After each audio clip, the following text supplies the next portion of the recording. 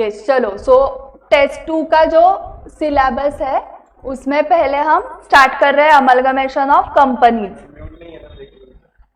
नहीं है, नहीं. So understand the term amalgamation and the methods of accounting for amalgamation. What is amalgamation and उसके methods.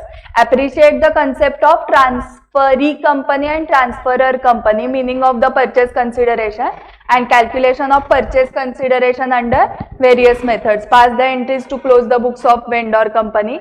Pass the journal entries in the books of purchasing company to incorporate the assets and liabilities of the vendor company. Vendor is seller na, and also giving effect to the other adjustments. Preparation of balance sheet of transferee company after amalgamation.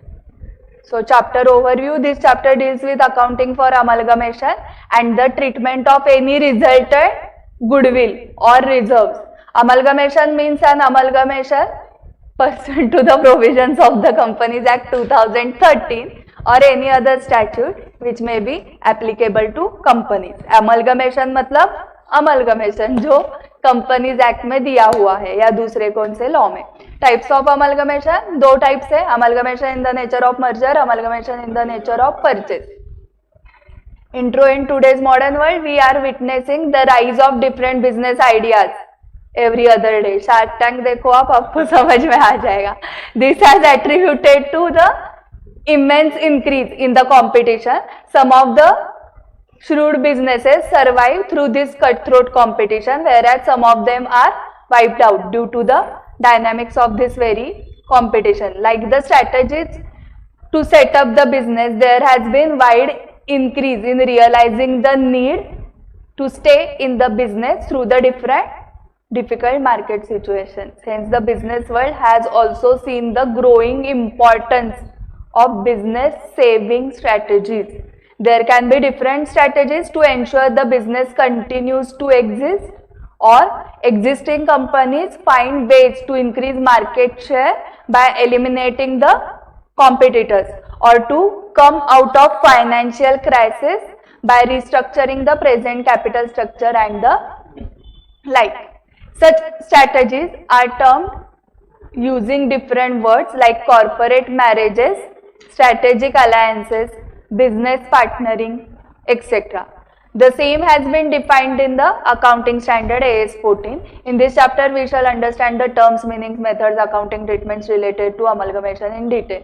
Now meaning of amalgamation. Amalgamation refers to the process of merger of two or more companies into a single entity, or where one company takes over the other by outright purchase. पूरी दूसरी company purchase कर दो, नहीं तो दो companies मर्ज करके Vodafone idea VI, वो भी अमलगमेशन है. या एक कंपनी पूरा दूसरे कंपनी को टेक ओवर कर रही है. Therefore the term amalgamation contemplates two kinds of activities. Two or more companies join to form a new company, popularly known as amalgamation, or absorption and blending of one by other, popularly known as absorption. As discussed, this arrangement is sought by companies to receive various advantages such as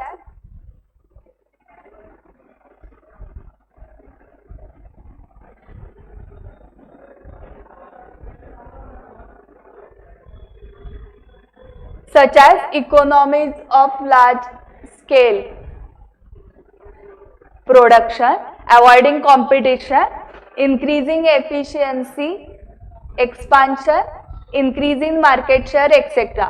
In amalgamation, we have generally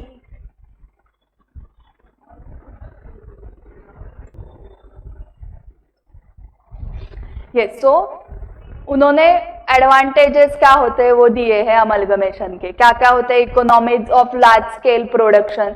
सो आपका production large scale पे है तो आप purchase भी large scale पे करोगे, तो large scale purchase की वजह से रेट कम लगेगा, सो कॉस्ट इफेक्टिव हो गया. अवॉइडिंग कॉम्पिटिशन, इंक्रीजिंग एफिशिएंसी, क्योंकि आपके पास सब स्पेशलाइज्ड लोगों का मर्जर हो जाएगा. एक्सपेंशन के लिए इजी हो जाएगा. इंक्रीज इन मार्केट शेयर, क्योंकि कॉम्पिटिटर्स कम हो गए.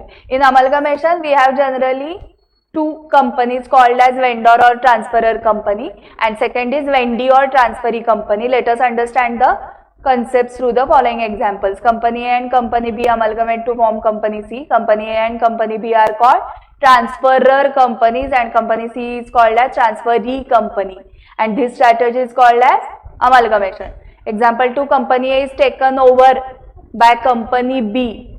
Here Company A is called as transferor company and Company B is transferee company. This strategy is called as absorption. Example 3, Company A has been suffering from losses for past 5 years. A new Company B is floated to take over the existing Company A. Here Company A is the transferor company and Company B is transferee company. This strategy is termed as external reconstruction.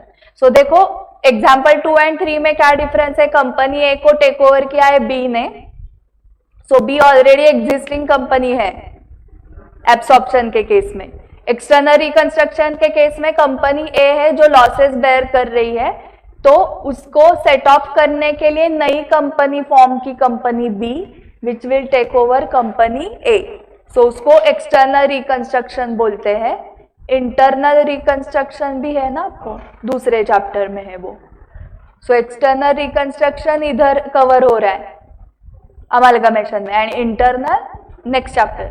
The concept of the examples given about can be understood from the following table of differences. Meaning amalgamation का 2 or more companies are wound up and a new company is formed to take over their business. Absorption, in this case an existing company takes over the business of one or more existing companies.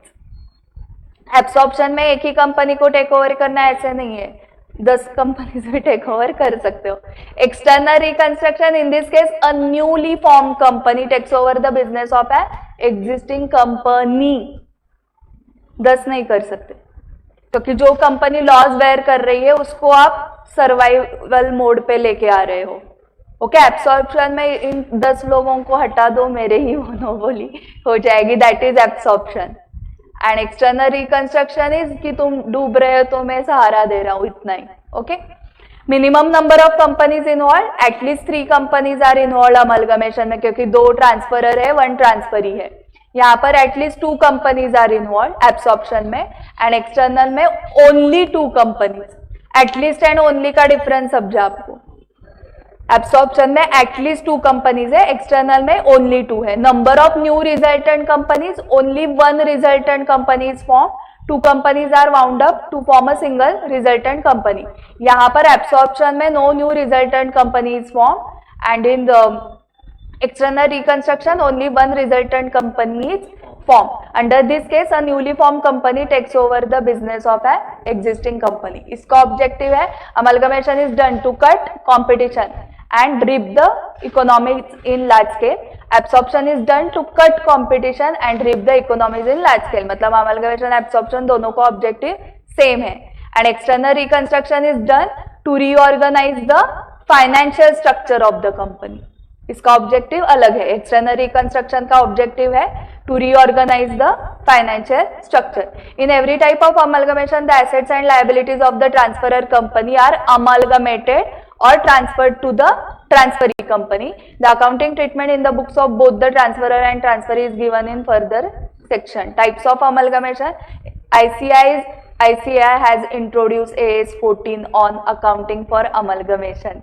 The standard recognizes 2 types of amalgamation. Amalgamation in the nature of merger is an amalgamation where there is a genuine pooling not only of assets and liabilities of the transferor and transferee companies. सिर्फ pulling नहीं चल रहा है, दोनों के assets मिला दो, दोनों के लाइबिलिटीज मिला दो, ऐसे नहीं चल रहा है, but also of the share holders interest and of the businesses of the companies, that is VI. Amalgamation in the nature of merger. The accounting treatment of such amalgamation should ensure that the resultant figures of assets, liabilities, capital and reserve more or less represent the sum of the respective figures of the transferor and transferee companies. Amalgamation in the nature of merger is an amalgamation as per para 3 of AS 14 which satisfy all the following conditions. 1, 2, 3, 4, 5. All है या any of the above है? All. 5. All the assets and liabilities of the transferor company become after amalgamation the assets and liabilities of the transferee company.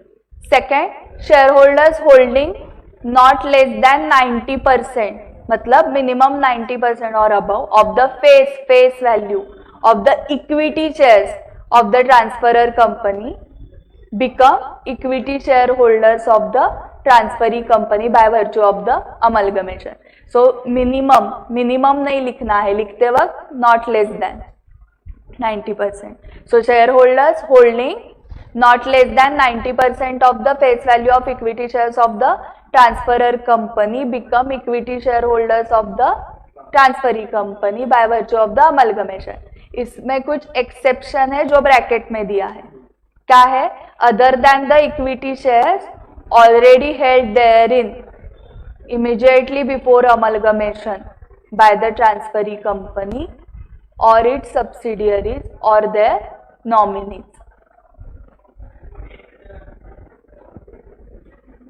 So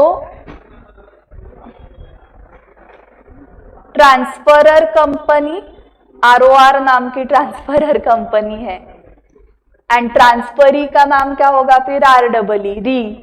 okay, तो देखो वो बोल रहे हैं कि ROR के 90% लोग आप रेडी करो कि we are ready to become equity share holders of री.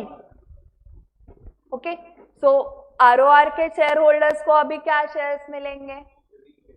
री के शेयर्स मिलेंगे. ठीक है, तो अभी वो बोल रहे हैं other than equity shares already held therein immediately before the amalgamation by the transferee company.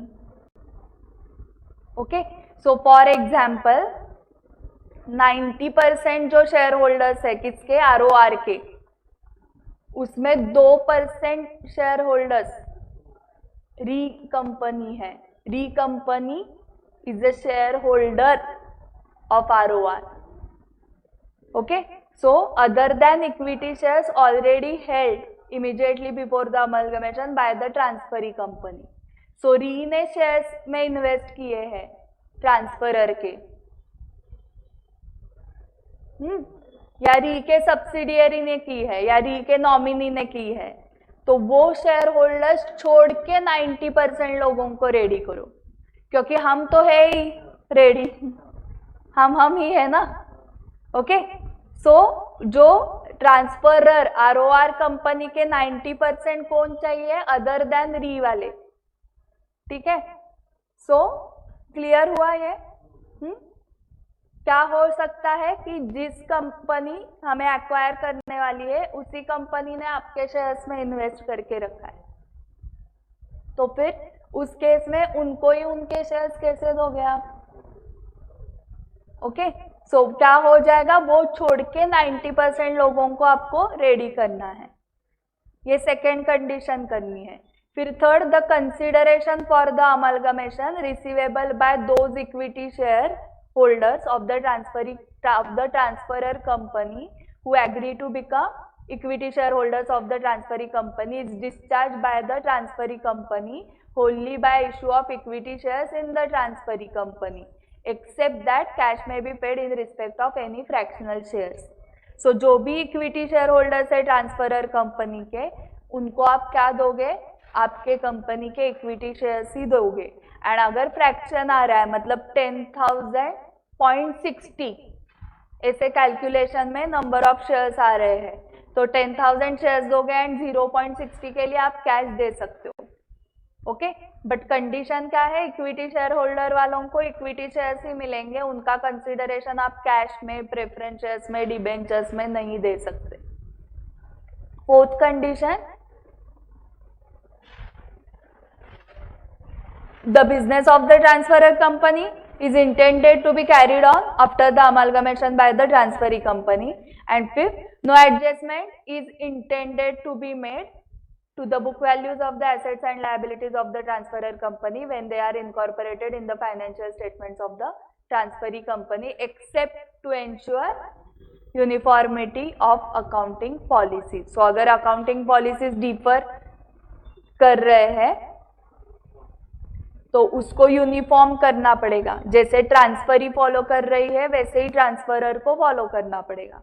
तो उस केस में ही आप क्या चेंज कर सकते हो, बुक वैल्यू चेंज कर सकते हो ट्रांसफरर के, अदरवाइज नहीं करने। For example, if transferor company is following weighted average method of for inventory valuation, the book value of the inventory of the transferor company will be revised by applying FIFO method if the transferee company follows FIFO method of our inventory valuation। ठीक है, सो जिसमें amalgamate हो रहा है, जो and company resultant company जो रहेगी उसके हिसाब से ही अकाउंटिंग पॉलिसीज फॉलो करने पड़ेंगे। ठीक है, तो ये याद कैसे रखना है, देखो 5 कंडीशंस यहाँ पर लिखते जाओ, लेफ्ट मार्जिन में जगह है ना, वहां पर लिखो assets liabilities, assets liabilities, Roman 2 के इधर लिखो 90%, एसेट्स लायबिलिटीज 90%, शेयर्स या इक्विटी शेयर्स लिखो, एसेट्स लायबिलिटीज 90% शेयर्स, रोमन 4 के इधर लिखो कैपिटल बी, ABCD में से बी, बैंगलोर वाला बी, रोमन 4 के इधर बी लिखो कैपिटल, रोमन 5 के इधर भी कैपिटल बी लिख दो, assets liabilities 90% shares BB। Okay, so assets liabilities मतलब all the assets and liabilities of transferor company will be taken over by transferee company, assets liabilities 90%, equity share holders holding not less than 90% of the face value of the equity shares of transferor company become the equity shareholders of the transferee company. 90% shares consideration will be paid in equity shares only to the equity shareholders of transferor company. So assets liabilities 90% shares BB, business book value, business same business will be continued, book value will not be changed except in case of if you want if there are different accounting policy. Now difference between amalgamation in the nature of ये if any one or more of the above conditions are not satisfied in an amalgamation, such amalgamation is called amalgamation in the nature of purchase. Difference between amalgamation in the nature of merger and purchase. First, transfer of assets and liabilities. There is transfer of all assets and liabilities. Second, there need not be transfer for all assets and liabilities. Shareholders of transferor company. Equity shareholders holding 90% equity shares in the transferor company become shareholders of the transferee company. Equity shareholders need not become the share holders of transferee company, मतलब आप उनको cash payment भी कर सकते हो कि आप cash flow और निकल जाओ, हमारे दूसरे शेयर होल्डर्स है। Third is purchase consideration. Purchase consideration is discharge only by issue of equity shares of transferee company except cash only for fractional shares. यहाँ पर purchase consideration need not be discharge only by issue of equity shares. Same business, the same business of transferor company is intended to be carried on by the transferee company. The business of the transferor company need not be intended to be carried on by the transferee company.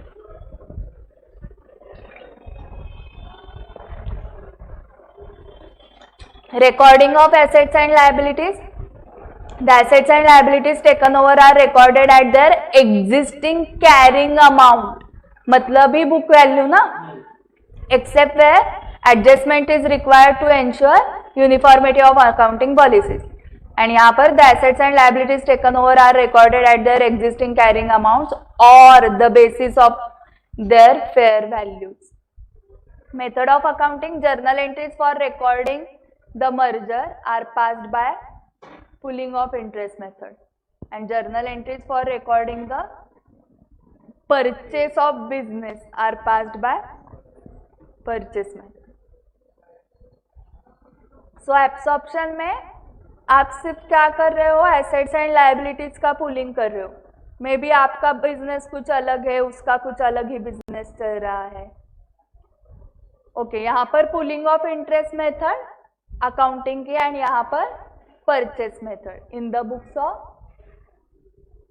Transferee, transferor के लिए तो 1 ही हो रहा है ना, तो same ही होते हैं एंट्रीज। ट्रांसफरी के बुक्स में ये आएगा मेथड कौन सी। Now purchase consideration, for the purpose of accounting for amalgamations we are essentially guided by AS 14 accounting for amalgamations. Para 3G of AS 14 defines the term purchase consideration as the aggregate of the shares and other securities issued and the payment made in the form of cash or other assets by the transferee company to the shareholders of the transferor company. So अगर debenture holders को कुछ पे करोगे तो वो consideration है क्या? नहीं।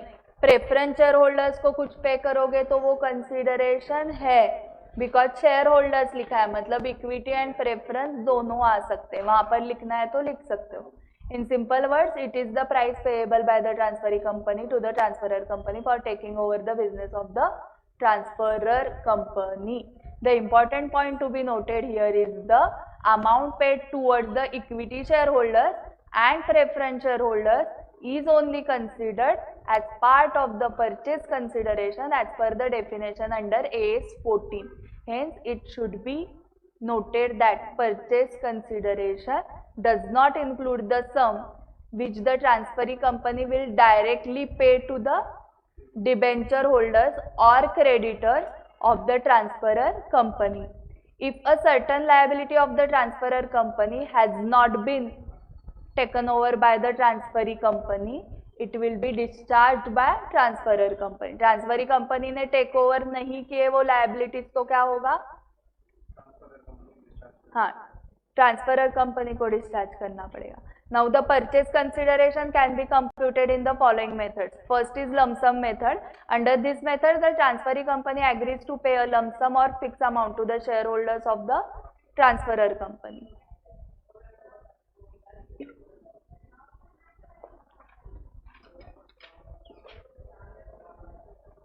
Then next is net payment method. Under this method, the transferee company makes individual payments to the equity shareholders and preference shareholders either by way of cash, issue of shares and debentures.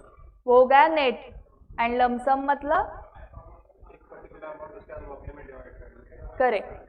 Net assets method पता है आपको। Under this method the purchase consideration is arrive based on the values of assets less the outside liabilities excluding share capital and reserve. Okay, outside liabilities मतलब exclusive of share capital and reserve taken over by the transferee company as per AS 14 the value of assets and liabilities shall be at the value as agreed between the two parties. If there is no value agreed, then the assets and liabilities taken at book value.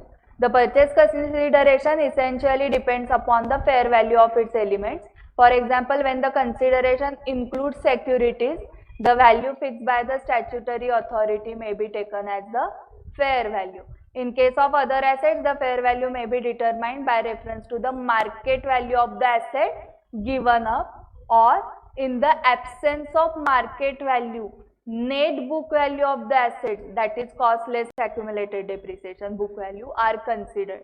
So जो asset given up किया है आपने, मतलब barter exchange हुआ, तो उस case में जो asset दे दिया है उसका fair value निकालना है, market value वो नहीं मिल रहा है तो उसी एसेट का बुक वैल्यू जो गिव अप किया है। इंट्रिंसिक वैल्यू और share exchange method. So under this method the purchase consideration is calculated at the intrinsic value of shares of the transferor और transferee company. The ratio of shares to be issued is computed and multiplied with the intrinsic value. Total share capital of transferor company shall be divided by the total number of shares. Sometimes adjustments may have to be made in the purchase consideration in the light of one or more future events. When the additional payment is probable and can be reasonably estimated, it is to be included in the calculation of purchase consideration. Any of the methods or a combination of the above methods can be used by the companies to calculate purchase consideration. Purchase consideration either recorded at issue price or at par value. अभी illustrations है. Okay, so एक 5 minute break लो, फिर illustrations करते हैं.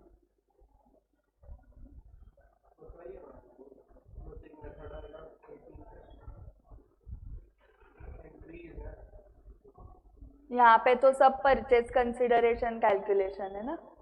फिर method of accounting, एक pulling of interest method and दूसरा purchase method.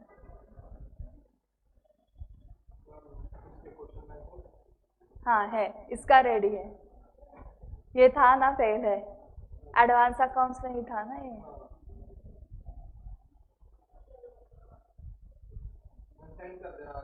ठीक है.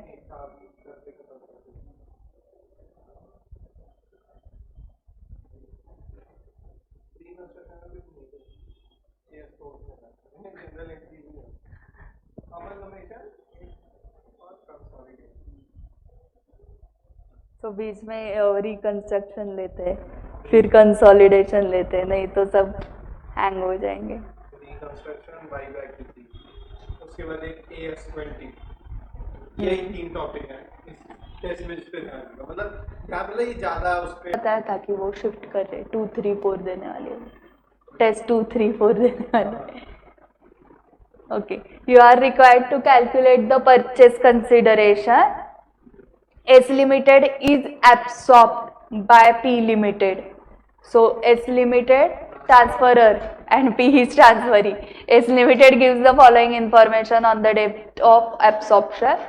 Sundry assets, share capital 2007%, preference shares of ₹100 is fully paid up.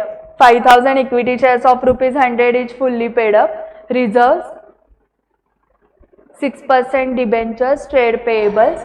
Additional information, P Limited has agreed to issue 9% preference shares of ₹100 each in the ratio of 3 shares of P Limited for 4 preference shares in S Limited. P Limited has agreed to issue to the debenture holders in S Limited 8% mortgage debentures at ₹96 in lieu of 6% debentures in S Limited, which are to be redeemed at a premium of 20%. So debenture holders को payment किया है, लेना है क्या purchase consideration में. हाँ, सिर्फ share holders को जो दिया है. ओके, सो रोमन 1 आएगा, रोमन 2 नहीं आएगा, रोमन 3 टू पे ₹20 per share in cash and to issue 6 equity shares of ₹100 each issued at the market value of ₹125 in lieu of every 5 shares held in S Limited. ये लेना है क्या. And to assume the liability to trade payables. Assume the liability to trade payables मतलब trade payables की liability भी पे करनी है, बट वो परचेज कंसिडरेशन में नहीं आएगा. सो इसका मतलब 2 and 4 नहीं आएंगे, फर्स्ट एंड थर्ड आएगा. So 9% preference shares of ₹100 each in the ratio of 3 shares of P Limited for 4. 3/4 into 2,000. हाँ, So 100. Correct. 100 shares का 1,500 हो जाएगा. Correct. So 1,500 shares of rupees. 100 each. हाँ. और फिर हो जाएगा 6. 1,50,000 preference shares. 1,50,000 हाँ, shares. एंड ये 20 पर शेयर कैश में देना है इक्विटी शेयर वालों को. 5,000 into 20, ये कैश हो गया ना. 6 into 5,000 एंड ये 1,500 preference shares of ₹100 each. And equity shares Equity shares, ma'am. Issue 6 equity by shares. 5 shares into 5,000. So वो 600. हाँ, 6,000 shares आएंगे equity shares into 125. हाँ. तो 7,50,000 equity हाँ. shares. करेक्ट. और 5,000 into 20 जो कैश में रहेगा 1 लाख कैश. हाँ. सो 5,000 divided by 5 into 6. So 6,000 shares into 125 market value.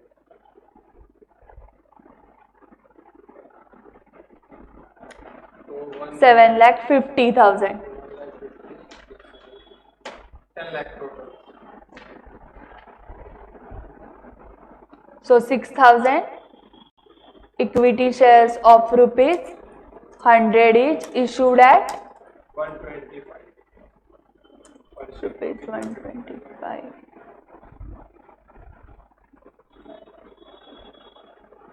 Issued at rupees 125 per share. So securities premium आएगा 25 का रिकॉर्डिंग करते वक्त.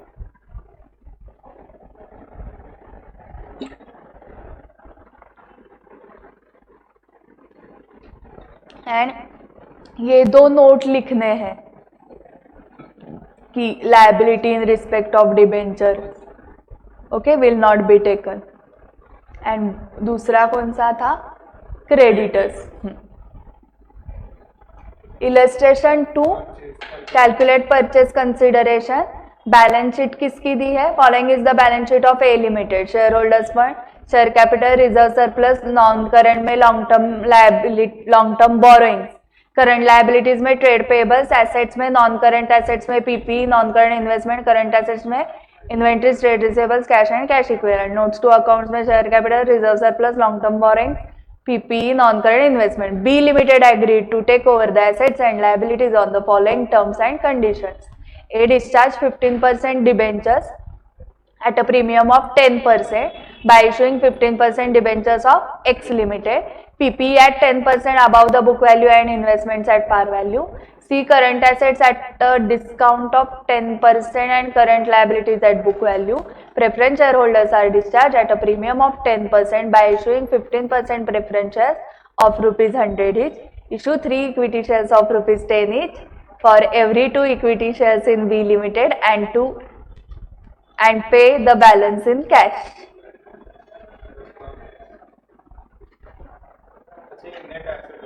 नेट एसेट मेथड है. ओके कैसे समझना है देखो, क्योंकि लास्ट में उन्होंने क्या दिया है? Issue 3 equity shares of rupees 10 each for every 2 shares in B limited and to pay balance in cash. Balance क्या? कितना बैलेंस? तो वो नेट एसेट्स मेथड से नेट एसेट्स जो आएंगे that net asset is purchase consideration ये amount, और उसको डिस्चार्ज करना है preference shares and equity shares they can balance in cash. Okay ये डिस्चार्ज ऐसे करना है, बट कैलकुलेट कैसे करोगे purchase consideration? Net assets method से. एंड फर्स्ट इलस्ट्रेशन में कौन से मेथड से कैलकुलेट किया? नेट पेमेंट ना. प्रेफरेंस शेयर होल्डर्स को इतना देना है, इक्विटी शेयर होल्डर्स को इतना देना है. लमसम के लिए कैलकुलेशन कुछ लगेगा ही नहीं, 1 करोड़ देना है, हो गया. चलो नेट एसेट्स निकालने हैं अभी आपको. नेट एसेट्स को 4350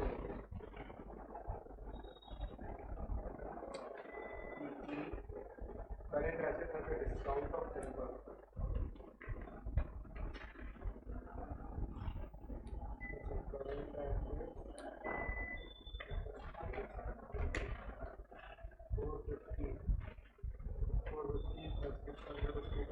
टोटल आ गया 4300 एसेट्स. टोटल एसेट्स आ जाएंगे 4300. पीपी का उन्होंने क्या दिया है? और about the book value investment direct par 3250 plus 325. This is PP 3250 plus 325 ना 10% above. 3250 plus 10%, 3575. Investments 600 की आ जाएंगे 600. हाँ और करेंट एसेट्स 10% डिस्काउंट पे 500 माइनस 10% 450 पे. करेंट एसेट्स 450 पे, नॉन करेंट इन्वेस्टमेंट 600 और पीपी 3575 4625 सो करंट एसेट्स का 500 टोटल माइनस 50 ना 10% डिस्काउंट पे मुझे एक्सप्लेन करना पड़ेगा सभी स्टूडेंट्स के लिए. सो यहाँ टोटल एसेट्स आ रहे हैं 4625. अभी क्या क्या लेस करना है. पहले डिवेंचर्स, प्रेफरेंस शेयर्स और equity share. Debentures discharge 15% debentures eight a premium of 10%. Debentures के टोटल 700 उसमें 10% मतलब 770. 770 डिवेंचर्स, प्रेफरेंस शेयर्स और नहीं मैं वही है current liabilities at book value net asset long term borrowing से नॉन करंट एसेट हाँ. तो वो 10% पे चली जाएंगे 770 करेक्ट होगा. और करंट लायबिलिटीज 500. अच्छा हाँ नेट एसेट्स निकाल रहे हैं ना हम. Current liabilities 770 500.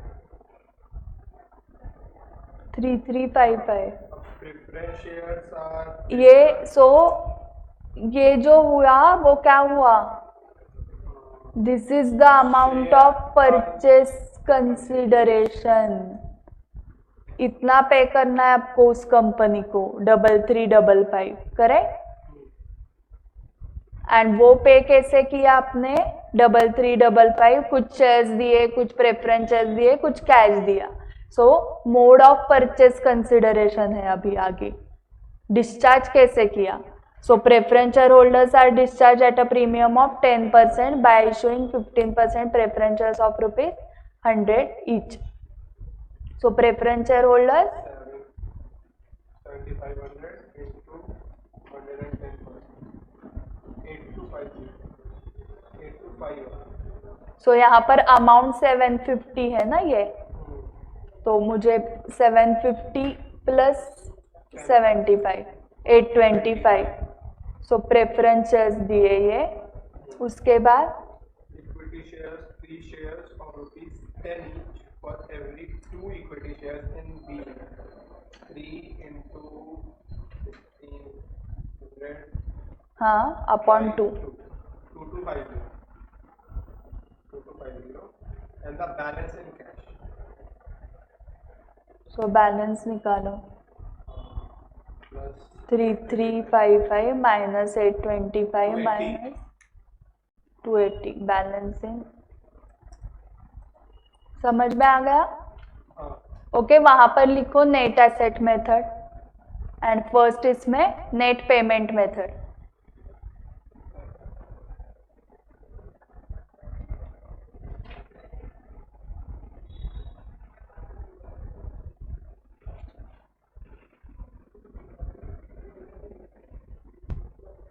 Third, compute the purchase consideration. Let us consider the balance sheet of X Limited as at 31st March 2001. Equity and liabilities, shareholders funds, share capital, reserve surplus, non-current liabilities, current liabilities, assets, non-current investment, current assets, notes to accounts 1, 2, 3, 4, 5. Other information. Y Limited takes over X Limited on 10th April 2001. So X is transferor, Y is transferee. Debenture holders of X Limited are discharged by Y Limited at 10% premium by issuing 15% own debentures of Y Limited. 14% preference shareholders of X Limited are discharged at a premium of 20% by issuing necessary number of 15% preference shares of Y Limited. Face value ₹100 each. Necessary number आपको ढूंढने हैं. Intrinsic value per share of X Limited is ₹20 and that of Y Limited is 30. Y Limited will issue equity shares to satisfy the equity shareholders of X Limited on the basis of intrinsic value. However, the entry should be made at par value only. The nominal value of each equity share of Y Limited is 10. So, Y Limited will issue equity shares to satisfy the equity shareholders of X Limited on the basis of intrinsic value. So, X Limited के shares कितने हैं number of shares? 7,50,000.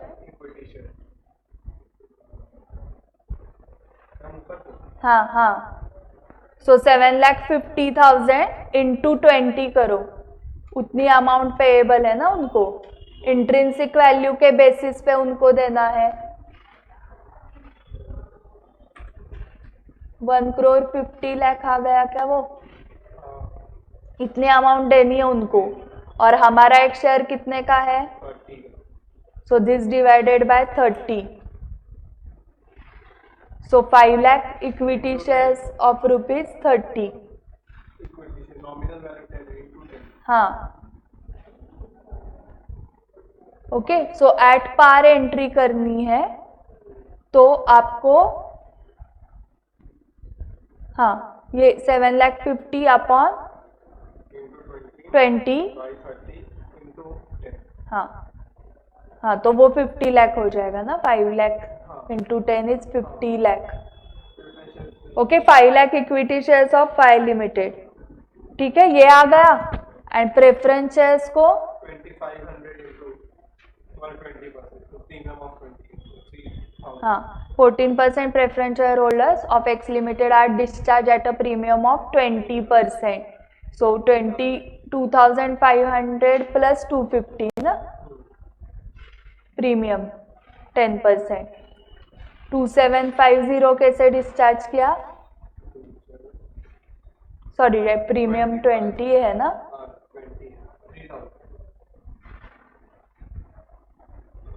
So this is 500 premium, so 3,000 discharge कैसे किया,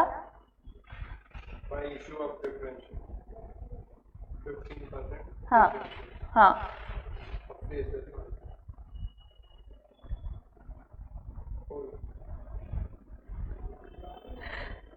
पहले वाले में पहले पुराने कोर्स में तो बैलेंस शीट भी इसका बना देते, हाँ है ना आगे। सो 2,500 क्या आया था हमारा, उसमें 500, 2,500 अमाउंट थी लैक्स थाउजेंड्स प्लस 500 मतलब 3,000 इन 1,000, सो 30 लाख।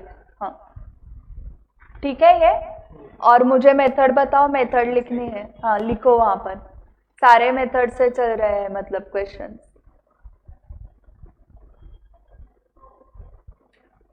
वो धीरे धीरे करके जा रहे हैं बैलेंस शीट तक। अभी इलस्ट्रेशन 4 में पहले तो बोर्ड कोर्स में पहले क्वेश्चन में पूरा था, हाँ क्योंकि AS14 अलग से था चैप्टर, जो अब यही नहीं होगा, उसमें ये था परचेज कंसिडरेशन का calculation. You are required to compute the equity and preferences issued to Neil and Gagan Limited and also calculate purchase consideration। मतलब हमने दो कंपनी टेक ओवर की, Neel and Gagan limited amalgamated to form a new company on 1 April 2001, following is the balance sheet of Neel and Gagan. So share capital दिया है, direct current liabilities है इनके पास, फिर non current assets के बाद करंट एसेट्स, फिर खत्म balance sheet. And property plant equipment में land building and plant machinery है।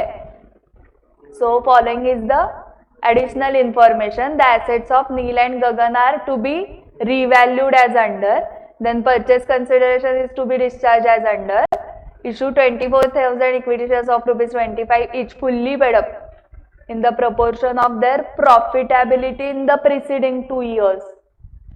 उस प्रोपोर्शन में वो 24,000 शेयर्स डिस्ट्रीब्यूट करने हैं, प्रॉफिट्स फॉर द 2 years दिए है उन्होंने। सो रेशो आएगा 475:525।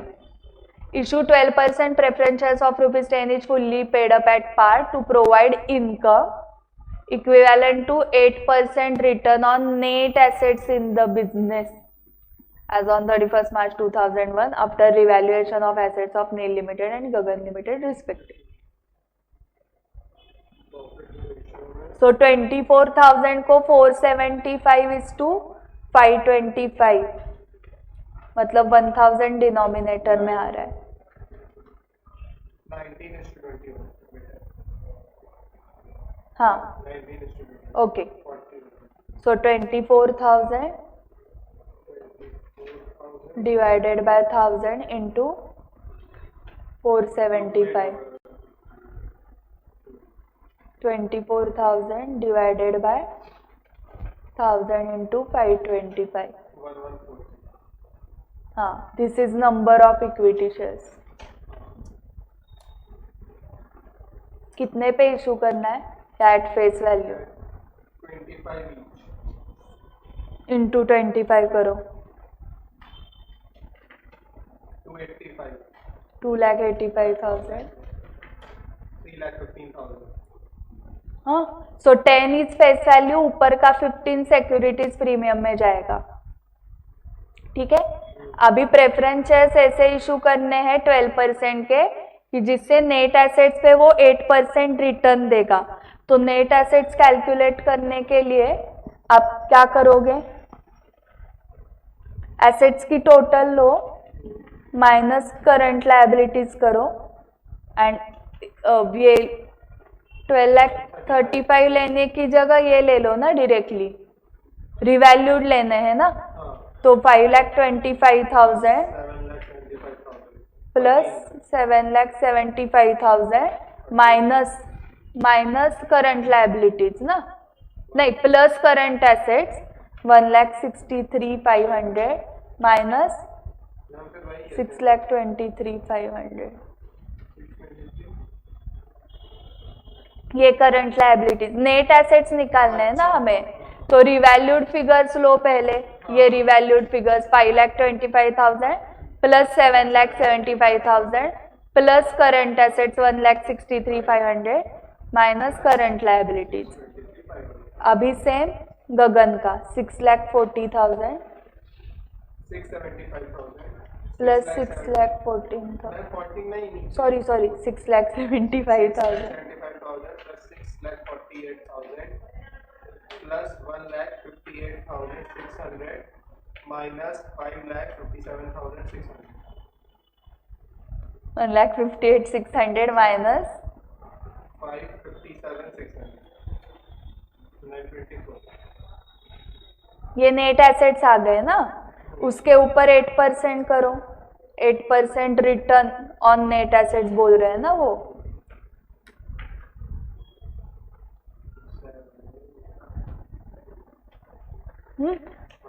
सो देखो, मैंने 100 रुपए इन्वेस्ट किए तो मुझे 12 रुपए रिटर्न मिलेगा. मुझे रिटर्न 41,040 चाहिए, तो मुझे कितना इन्वेस्ट करना पड़ेगा? This into 100 divided by 12. 3,42,000. 12 का कैसे आया? 12% प्रेफरेंस शेयर है ना. ओके, मतलब 12 रुपीज डिविडेंड मिलेगा ना. सो मुझे 41,040 डिविडेंड चाहिए, तो मुझे प्रेफरेंस शेयर्स लगेंगे 3,42,000 के. एंड सेम इसका करो, this into 100 upon 12.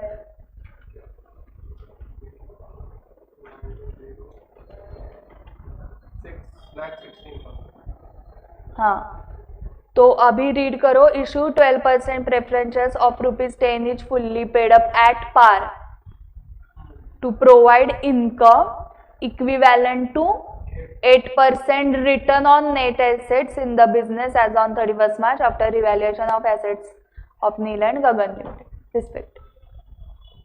So upon 10 na, so 34,200 preferences and 61,600.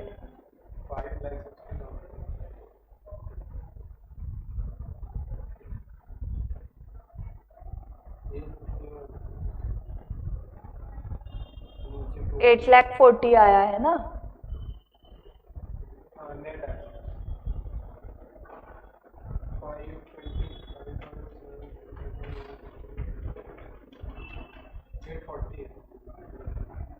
$5,25,000 plus 7,75,000 plus 1,63,500. Ma'am वहाँ पे आपने माइनस कर दिया 1,63,000. हाँ हाँ, करंट एसेट्स प्लस होंगे अब उसके हो गया. 8,40,000.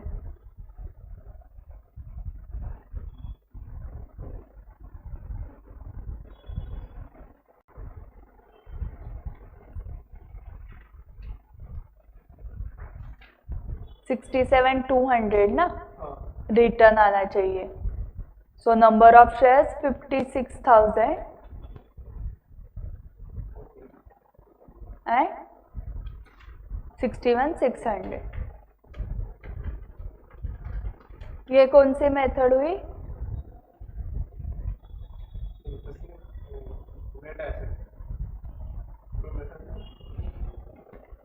नेट पेमेंट मेथड है. इक्विटी शेयर्स को इतना दो, प्रेफरेंस शेयर्स को उतना दो, ऐसे है ना. जितना नेट एसेट आया उतना आप पेमेंट थोड़ी कर रहे हो.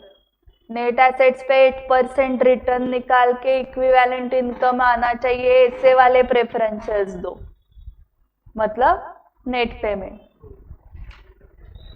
अभी कल आपका फेवरेट बैलेंस शीट, कल से पहले journal entries then balance sheet.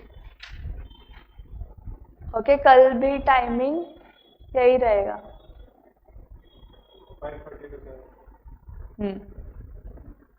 चलो बाय बाय.